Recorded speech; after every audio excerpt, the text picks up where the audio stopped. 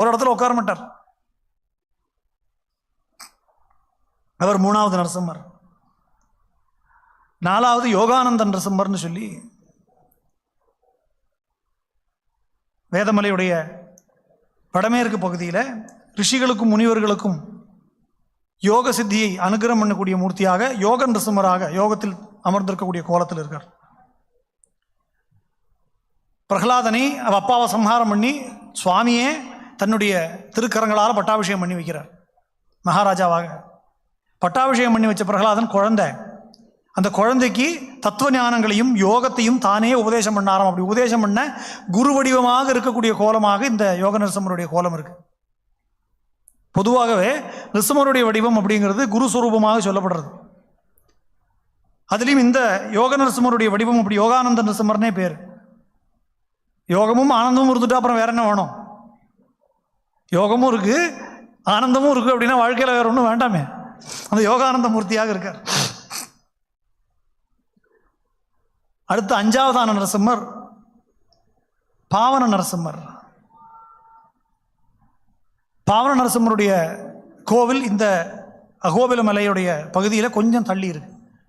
பாக்கி 8 நரசிம்மரும் இங்கே பக்கத்திலே இருப்பா. இவர் மாத்திரம் ஒரு 20 கிலோமீட்டர் தள்ளி இருப்பார். இதுக்கு ஒரு விசேஷமான சரித்திரம் இருக்கு. இந்த பாவன நரசிம்மருடைய சரித்திரம் நரசிம்மாவதாரத்துடைய தொடர்புடையது. நான் முதலே சொன்னது போல ஹிரண்யனுடைய அரண்மனையாக இருந்த பகுதி. அந்த உக்ர ஸ்தம்பத்திலிருந்து நரசிம்மர் ஆவிர்பவிக்கிறார். ஹிரண்யனை சம்ஹாரம் பண்ணுறார். சம்ஹாரம் பண்ணி முடித்த நரசிம்மருடைய உக்ரம் யாராலையும் தாங்க முடியல. யாரும் பக்கத்தில் போக முடிய மாட்டேங்கிறது. அந்த ஒரு கொஞ்ச நேரத்துக்கு அவன் கொன்று முடிச்சதுக்கப்புறம் அமைதியாக இருந்தவர் திடீர்னு உக்ரம் கொண்டு எழுந்திருந்து உருமீண்டு அப்படியே அங்கேருந்து நடந்துட்டே இருக்கார். இந்த பக்கம் அந்த பக்கம் அலபாயிறார். யாருமே பக்கத்தில் போகிறதுக்கு பயந்துட்டு ஒதுங்கி போயிடுறாளாம். பிரம்மனும் ருத்ரனும் இந்திராதி தேவர்கள்லாம் பயந்து ஒதுங்கிடுறா. அப்படியே நடந்து காட்டுக்குள்ளே போயிடுறாராம். இந்த காட்டுக்குள்ளே போன உடனே இந்த வனவிலங்குடைய சத்தம் கேட்கறது, இந்த நரசிம்மருடைய உருமல் கர்ஜனை கேட்கறது. கர்ஜனை கேட்ட உடனே அங்கே இருக்கக்கூடிய வனவாசிகள் எல்லாம் ஏதோ மிருகம் தான் வந்துடுத்து அப்படின்னு நினச்சிட்டு முதல்ல வரா. பக்கத்தில் வர சப்தம் வந்து சாதாரணமாக கேட்கக்கூடிய சிம்மத்துடைய சப்தம் மாதிரி இல்லையே, இது ரொம்ப விசேஷமாக இருக்குன்னு சொல்லி பயந்துட்டு ஓடி போயிடுறா. ஒரே ஒரு பெண் ஒருத்தி மாத்திரம் இது என்னதான் இருக்குன்னு நம்ம பார்த்துருவோம்னு சொல்லி அந்த நரசிம்மர் இருக்கிற இடத்துல வந்துடுறாளாம். இவர் அந்த ஆக்ரோஷத்தோடு நடந்து வரார். அவர் நடந்து வரதை பார்க்கும்போதே அவளுக்கு என்னமோ மனசுக்கு ரொம்ப பிடிக்கிறது. ஆனாலும் இதோ விசித்திரமான மிருகமாக இருக்குது, இது வரைக்கும் கேள்விப்படாத மிருகமாக இருக்குது, இந்த மிருகத்தை நம்ம பிடிச்சிக்கணும் அப்படின்னு சொல்லிவிட்டு அது மேலே அம்பை விடுறா. ஒரு அம்பை வச்சு ஒரு அறை போல கட்டி அதை நரசிம்மரையை மறைக்கும்படியான சுற்றியும் அம்பால் அறை கட்டி விடுறா. அடுத்த நிமிஷம் உடச்செறிஞ்சிட்டு வெளியில் வரார். என்னடா அது நம்ம இதை வந்து கைது பண்ணணும்னு நினச்சிக்கா இப்படி பண்ணினோம், அதையும் உடச்செறிஞ்சு விட்டாரேன்னு சொல்லி பார்த்து அவளுக்கு வந்து ஒரு பிரமிப்பு ஏற்படுறதாம். பிரமிப்பு ஆசையாக மாறுறதாம், ஆசை காதலாக மாறுறதாம். யார் இவன் இப்பேற்பட்ட ஒரு பௌருஷத்தோடு இப்பேற்பட்ட ஒரு இருக்கக்கூடிய பராக்கிரமத்தோடு இருக்கக்கூடியவன் யார் அப்படிங்கிற எண்ணம் ஏற்படுறது. அடுத்த நிமிஷம் அவரும் பக்கத்தில் வந்து பார்க்குறார். அவருக்கும் அவள் மேலே காதல் ஏற்படுறது அப்படின்னு சொல்லி புராணம் சொல்கிறது. இதுக்கு ஒரு பூர்வ சரித்திரம் இருக்குது. ஏன் அப்படின்னா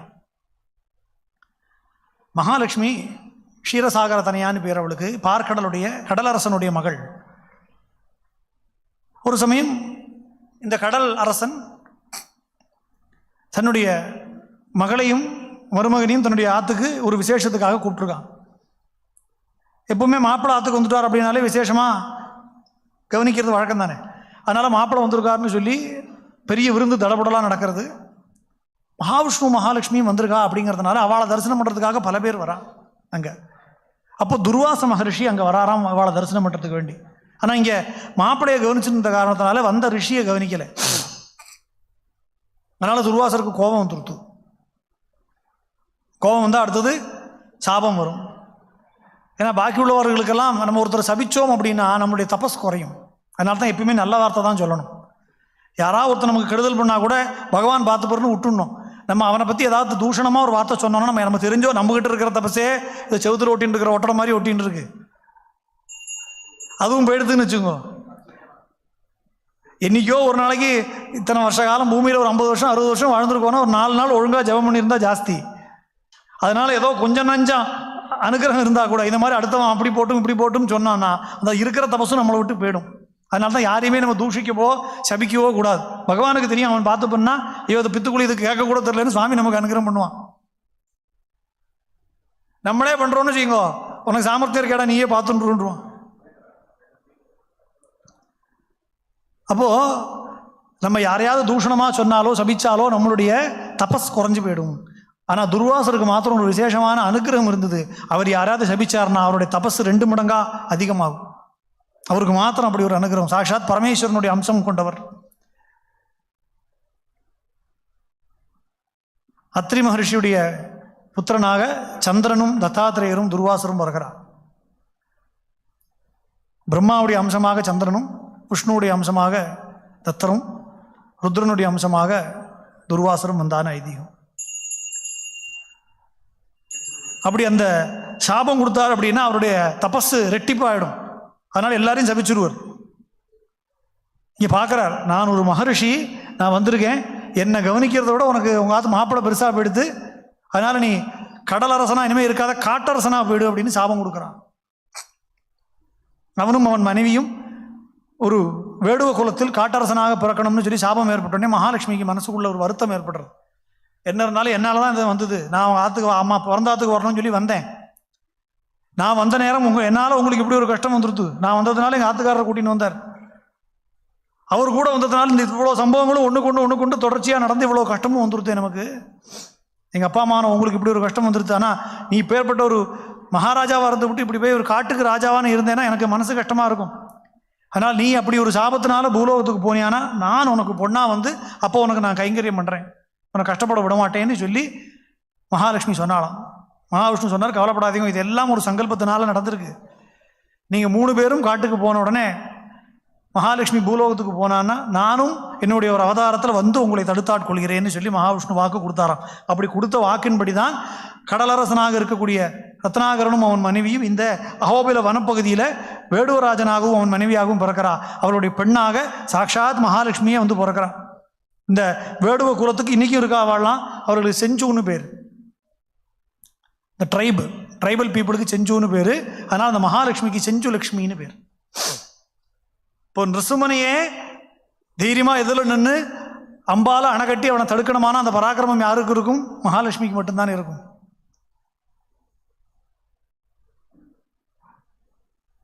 நிருசிம்மனை பார்த்த உடனே அவளுக்கு மனசுக்குள்ள பிரேமை உண்டாருது. பகவானும் அவளோடு ஆனந்தமாக விவாகம் பண்ணிட்டு அந்த விவாக கோலத்தில் செஞ்சுலக்ஷ்மி சமேதனாக தரிசனம் கொடுத்தார். அந்த ஸ்வரூபந்தான் பாவன நரசிம்மர் க்ஷேத்திரத்தில் நம்ம பார்க்குற ஸ்வரூபம். அதனால் இன்றைக்கும் இந்த மலைப்பகுதியில் இன்றைக்கும் இருக்கா. நீங்கள் இந்த பார்கவ நரசிம்மருக்கு போங்க, மாலோலருக்கெல்லாம் போங்க, நிறைய இந்த செஞ்சு ட்ரைப்ஸ் அவள் இருப்பாள். இந்த சின்ன சின்ன குழந்தைகள் இருக்கும், அவள் கோவில் வாசலில் வந்து கோலம் போட்டு எல்லாம் பண்ணி உட்காந்துட்டு இருப்பாள். அவர்களுக்கெல்லாம் நரசிம்மர் வந்து அவள் ஆத்து மாப்பிள்ளை இல்லை அல்லுடும்பா தெலுங்குல ஆத்தோட மாப்பிள்ளை. ஏன்னா இங்கே இருந்துட்டார். அதுலேயும் விசேஷமாக பாவன நரசிம்மர் சன்னதியில் மாத்திரம் அவர்கள் என்னெல்லாம் உண்கிறார்களோ அந்த மிருகபலியும் அவருக்கு உண்டு. வாரத்தில் 2 நாள் அவர்கள் என்ன உணவுகளை உண்கிறார்களோ அந்த மிருகங்களை எல்லாம் பலி கொடுத்து நரசிம்மரை வழிபடக்கூடிய ஒரு சம்பிரதாயமும் அவர்கள் வச்சுருக்காங்க. அப்படி விசேஷமான ஒரு சரித்திரமாக இதை வந்து அகோபில மகாத்மியத்தில் மட்டும் இல்லாமல் பின்னாடி வந்திருக்கக்கூடிய ஒரு ஜீயர் சுவாமிகளும் வாசந்திகா பரிணயம்னு சொல்லி ஒரு புஸ்தகமாக எழுதுறார். இந்த சரித்திரத்தை செஞ்சுலக்ஷ்மிக்கும் நரசிம்மருக்கும் உள்ள இந்த கல்யாண வைபவத்தை இன்றைக்கி நீங்கள் கோவிலில் பார்த்தீங்கன்னா ரொம்ப அற்புதமான சிற்பங்கள்லாம் இருக்கும். செஞ்சுலக்ஷ்மியும் நரசிம்மரும் சண்டை போடுறது, 2 பேரும் பிரேமையோடு ஆலிங்கனம் பண்ணி கொஞ்சிக்கிறது, அவருடைய காலில் முள்ளு குத்தி இருக்கும், அதை நரசிம்மர் வந்து எடுத்து விடுறது, இது மாதிரியான சிற்பங்கள்லாம் இந்த கோவிலில் நம்ம பிரகலாதவர்தன் கோவிலில் தரிசனம் பண்ண முடியும். இந்த செஞ்சுலக்ஷ்மியோடு தரிசனம் கொடுக்கக்கூடிய பாவன நரசிம்மர் பரத்